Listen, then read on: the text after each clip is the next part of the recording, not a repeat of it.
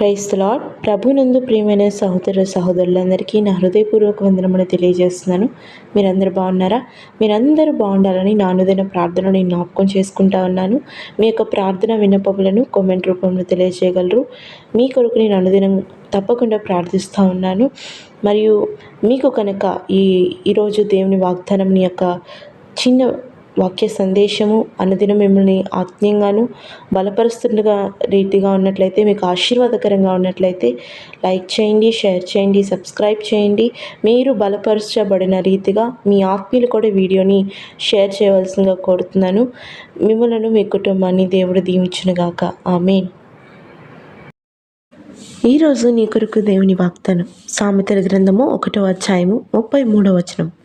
నా ఉపదేశమును అంగీకరించువాడు సురక్షితంగా నివసించును, వాడు కీడు వచ్చుచున్నను భయము లేక నెమ్మదిగా నుండెను. ఆమేన్. ప్రియులారా, దేవుడు ఈరోజు కూడా గొప్ప వాగ్దానంతో మనతో మాట్లాడుతున్నాడు. అదేమిటంటే ఆయన యొక్క ఉపదేశమును, అనగా ఆయన యొక్క న్యాయ విధులను, ఆయన యొక్క మాటలను, ఆయన యొక్క వాక్యమును విశ్వసించి అంగీకరించేవారు ఎప్పుడు సురక్షితంగా ఉంటారంట. సురక్షితంగా అంటే ఎప్పుడు సేఫ్గా, ఎప్పుడు వాళ్ళు ఉన్న పరిస్థితిలో వాళ్ళు ఎప్పుడు సురక్షితంగా ఉంటారంట.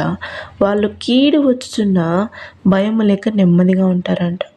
ఇదేంటి, సురక్షితంగా ఉంటారని చెప్తున్నాడు, మళ్ళీ కీడు వచ్చుచున్నా కూడా భయం లేదని కూడా, అంటే భయం లేకుండా నెమ్మదిగా ఉంటారని కూడా ఇక్కడ వాక్యం సెలవిస్తుంది. అంటే అర్థం ఏంటంటే వాళ్ళని దేవుడు ఎప్పుడు వాళ్ళ హృదయాన్ని నెమ్మదితో నడిపిస్తూ ఉంటాడు.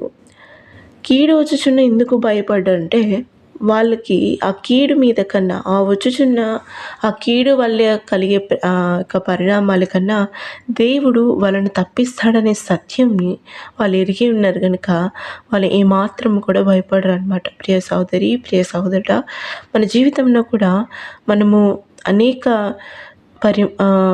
పరిణామాల్లో మనము వెళ్తూ ఉంటాము. కీడు మనకి అనుభవిస్తూ ఉంటాము. కీడు మనకి వచ్చుచున్నా కూడా మనము రాకముందే మనము భయపడిపోయి మనం కుమిలిపోతూ మనం నలిగిపోతూ ఉంటాము, ఏమైపోతామో అని.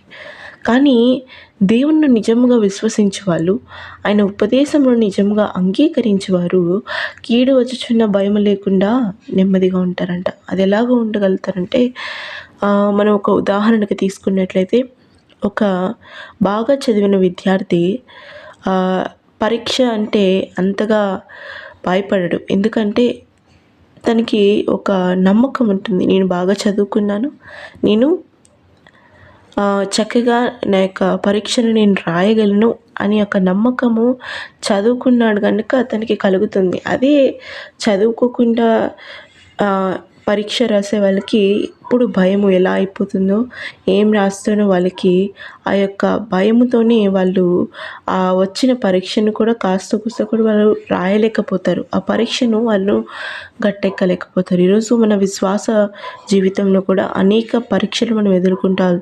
అనేక కీడులు గుండా, అనేక పరీక్షలు గుండా మనం వెళ్ళవలసి వస్తుంది. అలాంటప్పుడు మనము దేవుని యందు నమ్మిక ఉంచి ఆయన ఉపదేశమును, ఆయన వాక్యం అనే సత్యమును మన హృదయంలో కలిగి ఉన్నప్పుడు మనకి ఏ కీడులు వచ్చినా ఎన్ని కీడులు మన జీవితంలో కలిగినను మనం వచ్చుచున్నను మనం భయం లేక నెమ్మదిగా ఉంటామంట. ఎందుకంటే నా దేవుడు నన్ను ఏ కీడు నుంచి తప్పించగల సమర్థుడు అనే ఒక విశ్వాసంతో మనము ఉంటాము కనుక వాళ్ళు నెమ్మదిగా ఉంటారని దేవుని వాక్యం సెలవిస్తుంది. ఈరోజు ప్రియ సహోదరి, ప్రియ సహోదరుడా, నీ జీవితంలో నీకు కీడు కలిగినప్పుడు, కీడు నీకు వస్తుందన్నప్పుడు ఎలా నీ ప్రవర్తన ఉంటుంది, ఎలా నీ ప్రతిస్పందన ఉంటుంది? నేను ఏమైపోతానో, నాకేమైపోతుందో, ఎలా అవుతుందో అని నువ్వు భయపడిపోతూ, నువ్వు అది రాకముందే, అది నువ్వు అనుభవించకముందే నువ్వు అది బాధపడిపోతా ఉన్నావా? ఈరోజు దేవునితో మాట్లాడుతున్నాడు. నువ్వు నిజంగా దేవుని యొక్క వాక్య సత్యమును నువ్వు అంగీకరించి ఉన్న వ్యక్తివైతే, నీ హృదయంలో ఆయన సత్యవాక్యము నువ్వు కలిగి ఉన్న వ్యక్తివైతే, ఆయన యందు విశ్వాసంతో నువ్వు సురక్షితంగా నివసిస్తావని దేవుని వాక్యం సెలవిస్తుంది. నీకు కీడు వచ్చుచున్నా నువ్వు భయం లేక నెమ్మదిగా ఉంటావంట.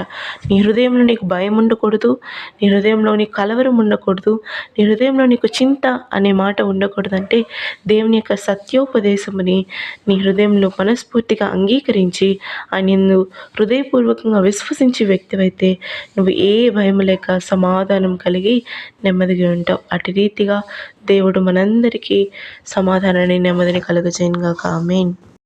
ప్రేమ కలిగిన తండ్రి, మహోన్నతురానికి వేలాది స్తోత్రం చెల్లించుకుంటున్నాం అయ్యా.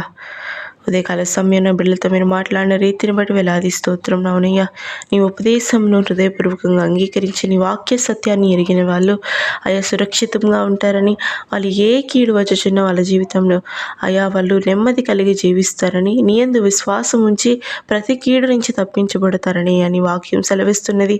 బిడ్డలు కూడా కీడు వస్తుందంటే భయపడిపోతున్నారేమో, కుమిలిపోతున్నారేమో, నలిగిపోతున్నారేమో అయా దయతో జ్ఞాపకం చేసుకోండి. వాళ్ళని సత్యోపదేశం అంగీకరించే విశ్వాసమును దయచేసి అనేకమైన విశ్వాస పోరాటాలు పొంది అయా బలా నమ్మకమైన మంచి దాసురాలా అని అయ్యా వాళ్ళు నీ యొద్ద నమ్మిక ఉంచి నీ యొద్ద తండ్రి వాళ్ళు మెప్పు పొందుకోవడానికి కృపణ చూపించమని కోరుచున్నామయ్యా. వాళ్ళ జీవితాల్లో ఏ కీడులు కలుగుతున్న వాటన్నిటిని తప్పించి అయ్యా మీరు సమాధానం నెమ్మది కలిగించి నామాన్ని మహిమపరచుకోమని యేసు నామమున ప్రార్థిస్తున్నాం తండ్రి. ఆమేన్.